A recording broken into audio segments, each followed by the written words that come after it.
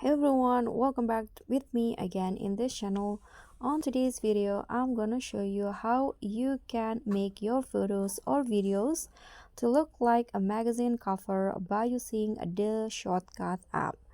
So here I've already imported a photo, and to make it look like a magazine cover, you just need to go to effect. Here, go to the basic category, then scroll down to the basic category until you find this magazine cover video effect. So just click on that. Just click on the check icon and you'll be done. You can see now this photo will look like a magazine cover with fog title on it.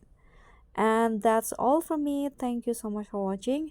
Please don't forget to subscribe, click on the like, leave a comment if you have any question, and also click on the thanks button. Bye.